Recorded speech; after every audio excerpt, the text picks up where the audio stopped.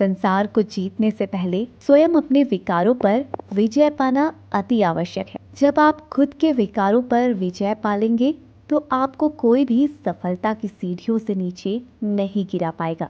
सिख धर्म के पहले गुरु नानक देव जी, जिनके जन्म के बाद से ही सिख धर्म की स्थापना हुई। सिख धर्म की नींव हिंदू धर्म की संत परंपरा से निकाल कर रखी गई। इस धर्म की स्थापना का मुख्य उद्देश्य गुरुमत था, जिसका अर्थ है अपने गुरु के आदर्शों पर चलना और उसका पालन करना। नानक जी का जन्म पाकिस्तान पंजाब में रावी नदी के किनारे स्थित तलवंडी नामक गांव में हुआ था। नानक जी ने हिंदू परिवार में जन्म लिया था। इस साल गुरु नानक जयंती 27 नवंबर 2023 को मनाई जाएगी। गुरु नानक देव का जन्म साल 1469 में कार्तिक पूर्णिमा के दिन हुआ था। इस साल 554वीं वर्षगांठ मनाई जाएगी। सबसे पहले आपको बता दें कि गुरु नानक देव का जन्म कार्तिक पूर्णिमा के दिन ही हुआ था, इसलिए इस दिन को सिख धर्म के लोग मुख्य त्योहार की तरह से मनाते हैं। उन्होंने 22 सितंबर 1539 में करतारपुर में प्राण छोड़े थे। करतारपुर अब पाकिस्तान में है। वहाँ गुरुद्वारा दरबार ग्रंथ साहिब में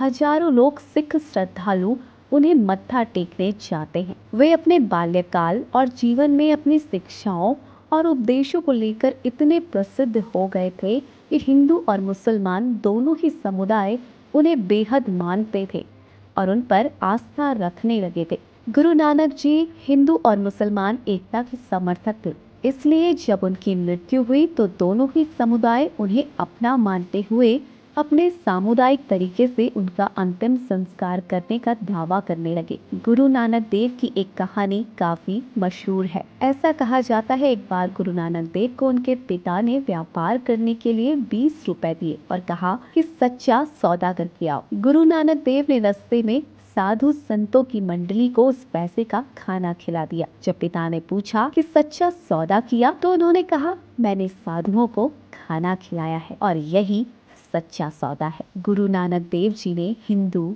जैन, बौद्ध धर्मों के तीर्थ स्थलों की भी यात्रा की और अपने शिष्यों के साथ मक्का भी गए।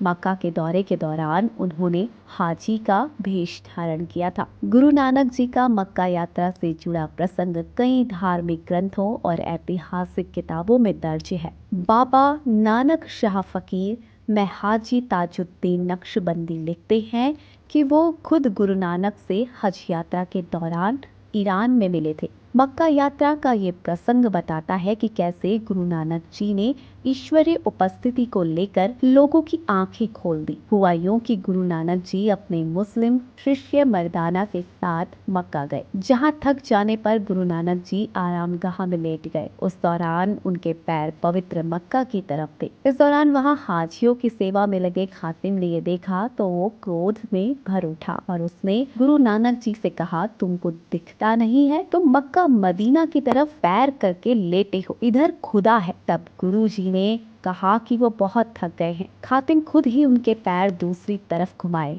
और दूसरी तरफ भी उसे मक्का ही दिखने लगा। उसने गुरु नानक जी के पैर सभी दिशाओं में घुमा डाले, लेकिन ऐसा करने पर उसे हर दिशा में मक्का दिखने लगा। तब खातिम की समझ में आया कि ईश्वर हर जगह है, बस देखने वाली नजर चाहिए।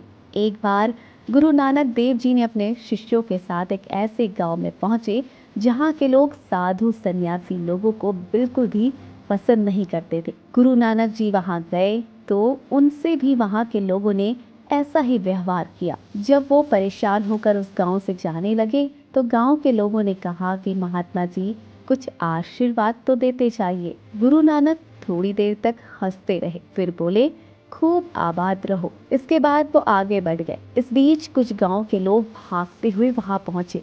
सभी उनकी सेवा करने लगे। उन्होंने फिर से गुरु नानक जी से आशीर्वाद मांगा। तब उन्होंने कहा, सभी उजड़ जाओ। गुरु नानक के ऐसे अटपटे आशीर्वाद से परेशान होकर एक व्यक्ति ने उनसे पूछा, महात्मा जी, जिन लोगों ने अतिथि धर्म का तिरस्कार किया उन्हें आपने आबाद रहने का, और जो लोग आपकी सेवा में आए उन्हें उजड़ने का आशीर्वाद क्यों दिया? गुरु नानक जी ने उस व्यक्ति से कहा कि सज्जन व्यक्ति जहाँ जाता है वो वहाँ अपनी अच्छाइयों को ले जाता है। यह दुर्जन से बेहतर होता है। गुरु नानक देव जी ने कहा था कि कभी भी किसी का हक नहीं छीनना चाहिए, बल्कि मेहनत और ईमानदारी की कमाई में से जरूरतमंदों की भी मदद करनी चाहिए।